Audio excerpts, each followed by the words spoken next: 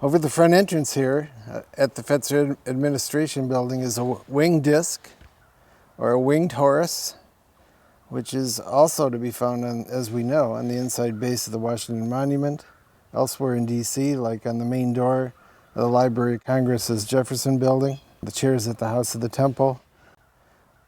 From what I understand, Horus is symbolized by the solar disk, is the sun in the Egyptian mythology, the Hermetic version of the Trinity of Son, Father, Mother.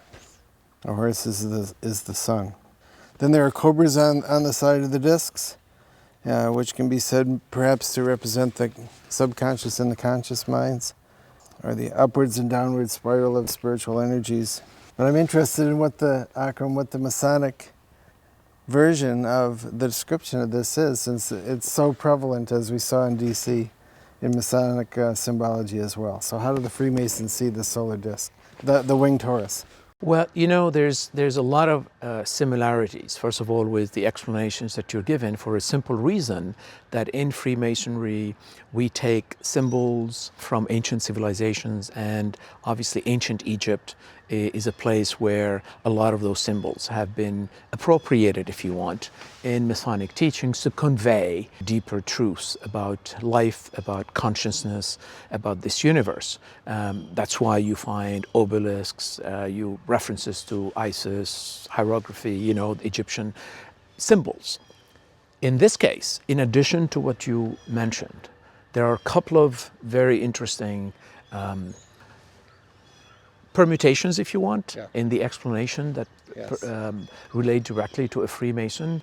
The idea of the disc, that is the source of light, and consciousness, which has the two sides, subconsciousness, the overt, the exoteric, and the esoteric. But the idea that this is at the center of yourself. In other words, you'll find it within yourself. It is not something that you're going to find out there. It is within yourself. And that is why we always, in Masonry, one of the first things a Mason is taught as he or she proceeds in their initiatic journey is that you're the point, you draw a circle around yourself. This is who you are. And it's from here that you project outwardly and project above. So that is the one thing I would add. In addition to the wings, obviously, it relates directly in Freemasonry, specifically when you look at the Scottish Rite degrees and the symbol of the 33rd degree. You have these, the wings, and they have to do also with the duality. The duality within oneself, the consciousness, as we talked about, but also the duality within the world in which we live. And this is why the idea of the cobra, by the way, can have different, and there's no one way of explaining it, so you have different schools of interpretation. But the serpent in general, also in ancient mythology, is often referred to as a symbol of wisdom because it's life and death. And the idea is, in this world, since we're dealing with life and death, wisdom is very important. And the idea of renewing yourself, the way the serpent renews itself, sheds an old skin, gets a new one. There is a constant process of rebirth that is taking place. Interesting. And of course, the poison is, from a negative perspective, it's a drug. The drug has a positive and a negative, and that is why in medicine you have the two serpents in the symbol. So I don't think they're coincidences. I think they convey these deeper meanings. The short version for us, and what we have always said to the Institute staff and trustees, is that this is a symbol of Horus as the sun is us, the symbol of every man, and the winged Horus implies that this is the soul of the common average spiritual seeker, who's able to fly free up into the heavens. Very similar. I would add something to it. It is also the idea that you're spreading. With the wings spread like that, that is that consciousness, that love that is at the center. And if you're looking here now for the Fetzer Institute, the symbolism, going back to John Fetzer, that the Institute is a place where the community of freedom is nurtured. So what do you want a community of freedom to do? It is to be able to spread outwardly, this concept and affect positively, society and the world. So it's important to remember that. Good, excellent. Okay, the winged horse.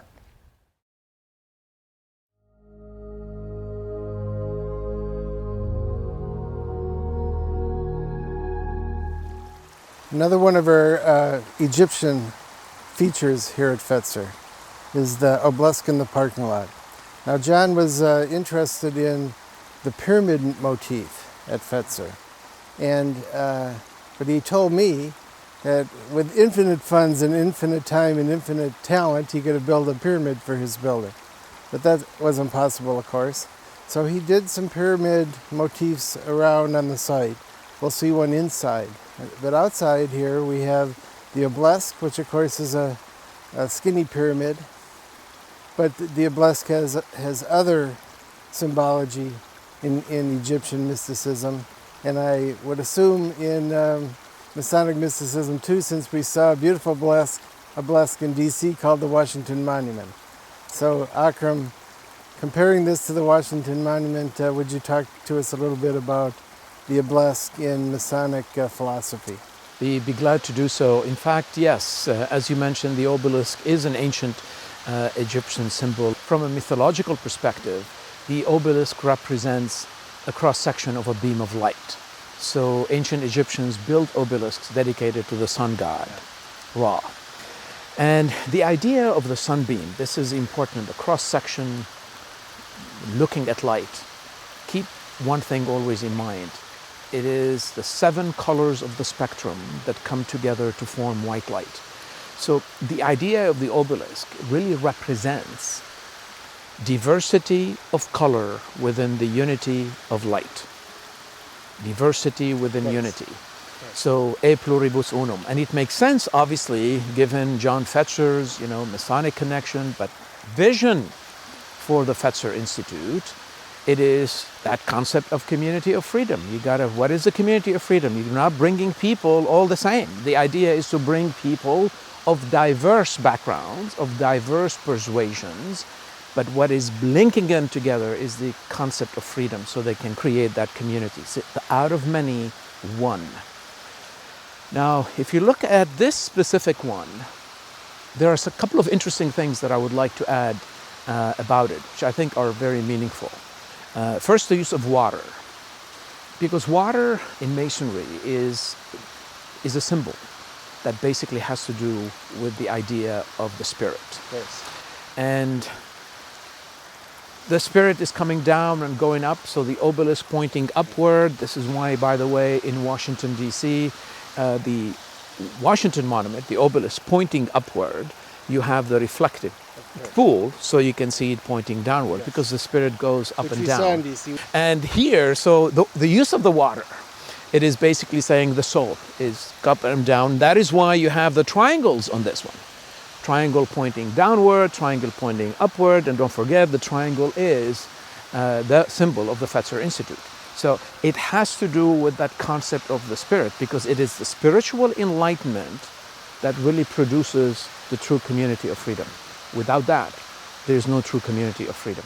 Now the pyramid has triangles for the sides and a square for the base. So I've always suspected that it was the pyramid that was the whole basis of the Masonic square and triangle and the Masonic logo in the first place. Well, yeah, and don't forget the circle. And the circle. And you have the circle around. At the base. At the base, yes, absolutely. So it's somewhat of a feminine motif with the circle. Feminine motif. And a masculine motif as well. That's, yes, again, bringing into harmony both the feminine and the masculine. And the circle we use it to form what's called the chain of union. So if you're thinking about a community of freedom, this is what is tying people to the community, that chain union. So the circle is also quite representative of that. Ah, very good. Thank you, Akram. Oh, my pleasure.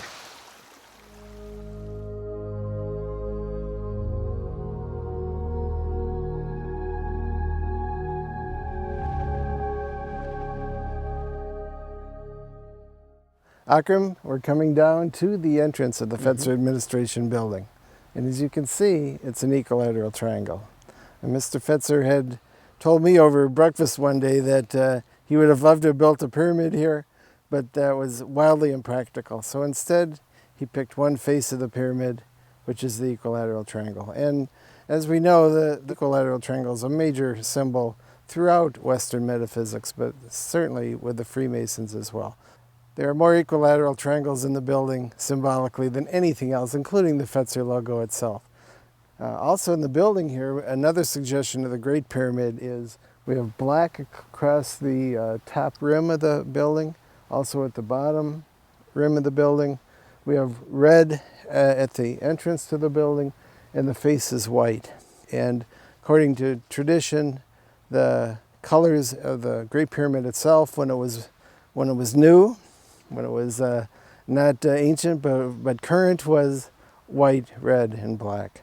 So I'm very curious to know the Freemasonic view of the symbology of the Great Pyramid, the triangle. We'll discuss it again and again through the building. So sure. You can be brief here at the entrance, yeah. But what would you like to say about the shape of the building here? Well, here I want to talk a little bit about the triangles, because I think this is the first impression. Anyone coming into the building and anyone working into this building, the design was on purpose to make the person ask the question, why? Why is it shaped the way it is? And by asking the question, seeking the answer, one gets fully in sync with the mission of the Fetzer Institute as John Fetzer conceived it. So let me explain. Yes, the equilateral triangle representing esoterically the three equal natures of the human being. So in Freemasonry, we have three fundamental degrees: entered apprentice, fellow craft, and master mason. The entered apprentice focuses on the physical nature of the human being. The fellow craft focuses on the intellectual nature. And the master mason's degree, the third degree, focuses on the spiritual nature. Equilateral meaning all three need to be nurtured equally for harmony to exist within the individual. All three natures need to be developed equally. And when that equilibrium is reached, this is when the person can be truly free, equally. Now, here's the idea. For the Fetzer Institute, when you think about the motto, body, mind, and spirit, that relates directly to the three natures, and the three have to be developed equally, which explains why the equilateral triangle is all over this building, including as you come in.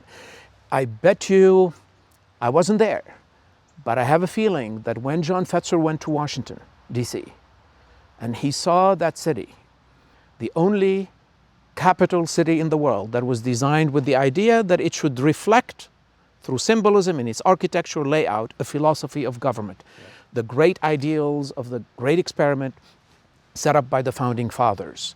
So you ask why an obelisk? Why is the Capitol the way it is? Why is Freedom Statue facing east? Why? It's designed to make every American citizen coming to that city ask the question why, so they can immediately start connecting with the essence of the great experiment. Triggers a spiritual search. Exactly. So here the idea, anybody walking into this building, anybody working out of this building, constantly is reminded by the shape what the mission is all about. It triggers that subconsciousness within the individual to constantly remain connected to the mission. Now, I would say something else. Yes, the colors that you refer to, I understand your explanation for it. Obviously, from a Masonic perspective, there is something I would add, and it has to do, again, first with the duality, the dark versus light. Sure. That's important. Now, red, it's also, we use it in Masonry. In fact, it is often in the degrees, we call them red degrees. And okay. the red has to do with the zeal. Okay, good. Very good. That fervor, sure. of the spirit, of the intellect. Sure. It's very important, that consciousness. Now, I found something else, by the way, in this bill. I was amazed by that. Number 8.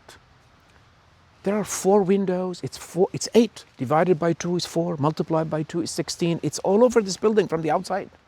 Right. 8, 16, right. 4 times 2. It's all having to do with 8. And number 8, esoterically is a number associated with the feminine. It's a number of the infinity.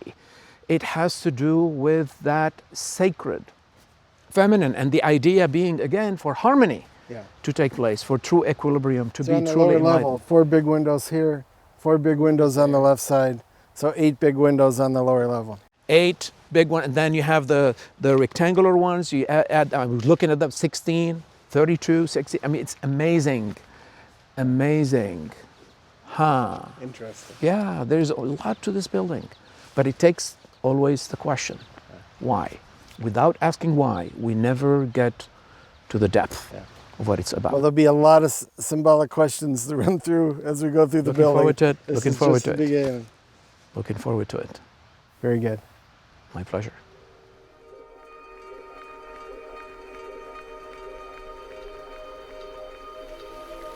Our next stop in the administration building, Akram, is at the Black Waterfall. I've always thought of the Black Waterfall as a symbol of the subconscious mind and the flowing of the subconscious mind. What always has come to mind for me is the High Priestess tarot card, where you have the flowing black water of her dress. But I know from listening to you recently that from a Masonic point of view, there are different notions of this black flowing waterfall. So, and please enlighten us. We'd be happy to. What is important is to look first at the duality here of the white light surrounding the black granite. And here we go back in masonry to the black and white, like the black and white squares, the mosaic pavement, the concept of duality, light and darkness. And water is symbolizes, the spirit, and the idea it is the spirit within the individual that is able and making the individual move from darkness towards light.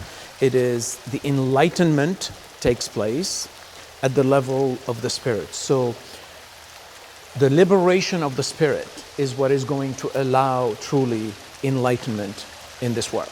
Next, Akram, as you know, the building here is full of crystals, some of them quite large. We have the big white quartz crystal here in front of the waterfall. There's a tall and very large crystal with a blessed type shape upstairs in the meditation room. So John Fetzer, as a radio engineer, for him the analogy was as a crystal in radio changes physical pressure to electrical energy and electrical energy to physical pressure, producing sound. So crystal is a transformer from one sort of energy to the other, and metaphysically then being a transformer of spiritual energy down into the physical plane. Again, I think from the Freemasonic point of view, there are additional ideas that the Freemasons bring to the table about crystals. So I'd like to hear them from you.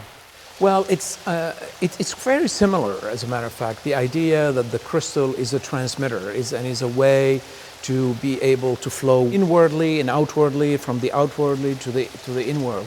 And so we use that as a symbol to remind the Freemason that you're constantly going into darkness, back into light, into the physical world, into the celestial world, and it is that spirit, which is the energy, that is going to help you constantly move one way or another, but keep you aligned, that is in sync with where you're headed.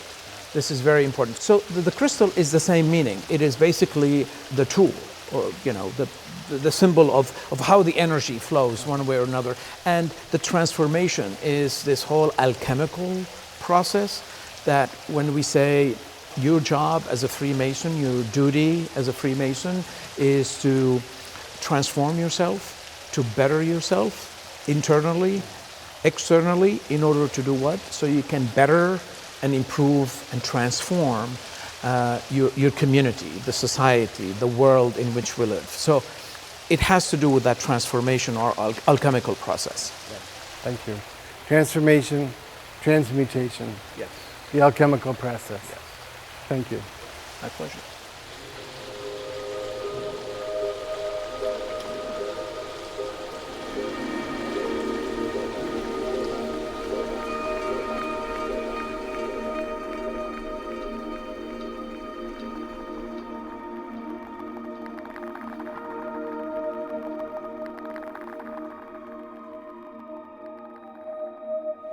Here we are at the Fetzer hologram. When you come into the entrance of the atrium, you're faced with perhaps the main symbol of the inside of the building. We call it the Fetzer hologram because it is holographic film on both sides of the spire, yes, which is designed to project light into the room, symbolically spiritual light into the room of the whole spectrum. And John Fetzer, of course, as we know, is a radio engineer. So for him, the main symbol of this is a spiritual antenna, bringing spiritual energy into the building, and then over to the waterfall, and then up into the working spaces. Primary symbol is the spire, of course, which is analogous to the Washington Monument, analogous to the obelisks, male symbol, I would say. And then at the base, you have the circle, which is a feminine symbol. Not only that, but at the base, there's also an explicitly Masonic symbol, except that it's somewhat hidden. You have interlocking triangles, because here you have a small gold circle, a small gold circle, and over here you have a third circle that appears to be silver, but it's really gold because it's gold on the outside. I can see that. So you have a gold triangle, 1, 2, 3, and then you have silver circle, and silver circle. So you have interlocking triangles of gold pointing in one direction, silver pointing in the other direction. And the other thing is, this gold triangle, this gold circle here, isn't actually all circled in gold. The gold goes from here over to here, and you have a gap that isn't gold. So it's really a G. So stylistically, you have the interlocking triangles. And the letter G.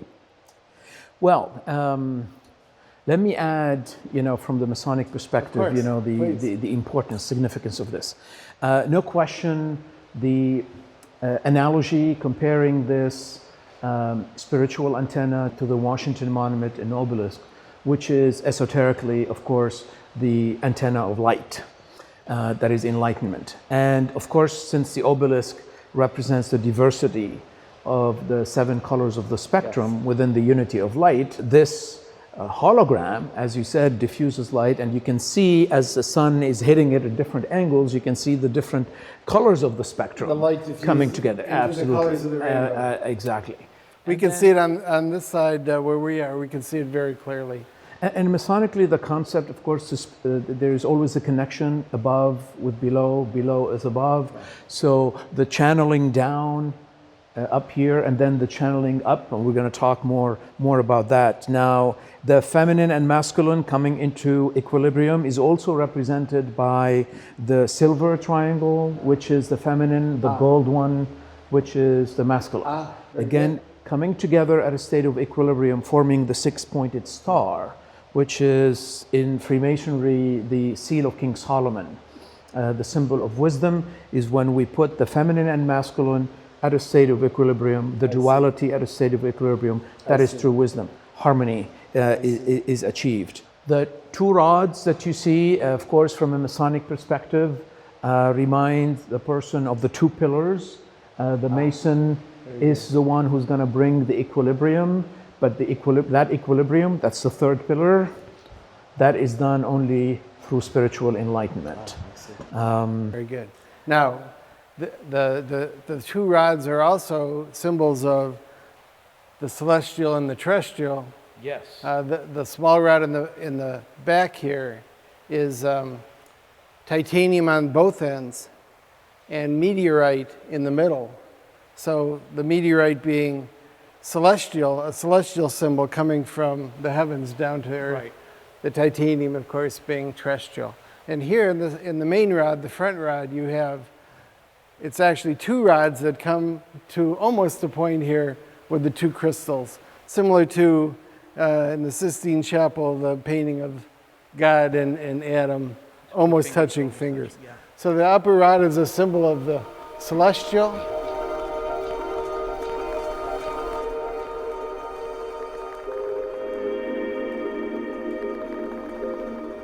And the lower rod, a symbol of the terrestrial. and we have one spiral on the top with 365 pins, symbolic of a year, but spiritually or metaphysically symbolic of the great year, which is one full cycle of the astrological symbols of 25,000 years. And on the bottom we have the spiral of the DNA spiral, so the terrestrial spiral corresponding to the body. Well, interestingly enough, talking first about the terrestrial and the celestial, this is why typically in the Masonic Lodge and the two pillars, one has on top the terrestrial globe and the other one is the celestial globe. That's a common feature motif in the Masonic Lodge. This is obviously fantastic, below towards above, coming below, and the connection here, the connection happens. This is where magic, this is where really true enlightened spirit, life, you name it, as we're talking about it. There's something else. We see again this is the spiritual focus of the person in meditation. That's the spiritual focus. Correct. The point where the physical meets the spiritual is in the physical body and in inner practice. Yeah, it's a manifestation. Another way of putting it. We see again the gold and silver. The use again, gold being the male, associated typically with the sun, which is the male, and the silver associated with the female, the moon. Again, in harmony. The DNA thing, and this is interesting. While we're from a scientific perspective, obviously this is defining who we are in the material world. In the Masonic ceremonies, the Mason is basically taught how to go up that winding stairway to reach spiritual enlightenment. Jacob's ladder, absolutely, yes. And then you can see numbers. The use of numbers. Yes, so the next 7, thing is the numerology. The numerology. And I can point them out. Sure, please. There is a repetition here. The 5 small pins, then 8 tiny silver pins, then 12 medium-sized silver pins, and then back to the 5 small gold pins. That happens 3 times on this rod. Well, let's take that for a moment easily. Number 5 in Freemasonry is the number that is associated with the builder. The purpose is to build. It's the second degree, and that explains why the Washington Monument measurements are 555 feet in height, 55 feet by 55 feet at the base is number 5. It's associated with the builder. The idea is for creating that enlightened spirit within each and every individual, coming together in Fetzer's mind, creating this community of freedom to do what? It's to build a better human condition. So number 5 is essential. Number 7 is associated in Masonry with the divine, and that explains to you why esoterically, symbolically, some, for example, the temples in Washington, D.C., symbolic temples, Temple of Democracy, the Lincoln Memorial, a Temple of the Sovereignty of the People, the Capitol Building, Temple of Justice and Rule of Law, the Supreme Court, Temple of the Arts, the Kennedy Center. Each one magically took about 7 years to build. So number 7 is associated with the divine, which is within each person. And the idea is when we have that connection, we understand it. It's within. We have 8s as well. Oh, 8. 8, well, 8. 8, so we have 3 sets of 8 on this rod. Now 8 is the number associated with the feminine. Again, that's Isis. This is Isis' number, this is infinity, it is the sacred feminine. It is no coincidence, there are 8. The bordering of this whole thing are 8. There are 8. 8 poles right here. So again, this is the coming together of both. Okay, then here we have 12 silver and the 13th gold. So the 12 and the 1 to make 13. What is the symbolism behind that? The 12 come from the 1, from oneness. there is a 12. Now, symbolically, that can mean different things. You have the 12 zodiacs. You have the 12 months of the year. You have the 12 tribes of Israel. The 12 disciples, absolutely. So it's all coming from the oneness, without which the 12 mean nothing. Here at the bottom we have 33. This is 33 silver pins. So I've understood that 33 is the number of the Archangel Michael. And it is the number of the highest degree in Scottish Rite Freemasonry. And John Fetzer was a 33rd degree Mason, which is the highest honor that a Freemason can get for service. The 144 is there are 144 large silver pins on this rod. That's the 144. And that's 12 square. So there you go. Okay, well then we've got a couple more things here. Sure. On the front of the rod, on the front of the main spire, we have 7. We have 6 upward-looking silver circles here, and then a 7th gold, and actually an 8 and a 9 gold going up.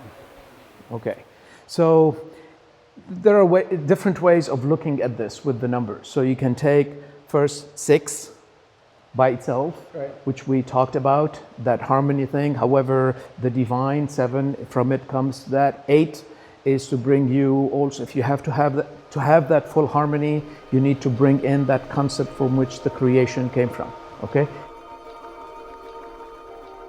Number 8 is associated with Isis. It is the feminine, the goddess Isis. According to Egyptian mythology, Isis is the goddess of life.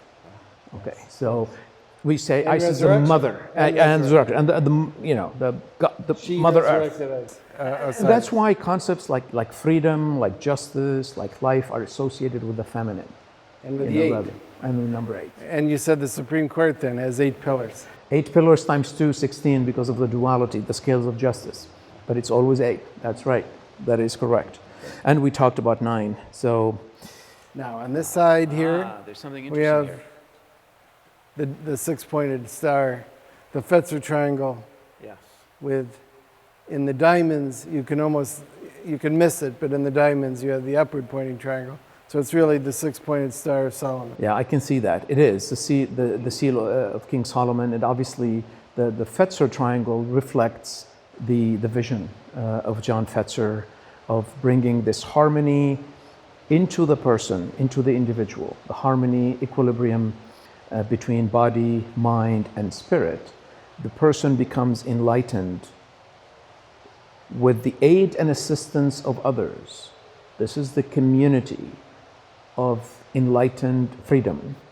You're able to spread it outward, and then from the inward you go to out. And that's where you have the 2 triangles, not only below as above as below, male, female, but it's inward versus outward. But it starts always from within. The upward triangle is essentially diamonds, so that it's a white color, and the downward triangle is black in the center. Black in the center, with gold, around it. Yeah.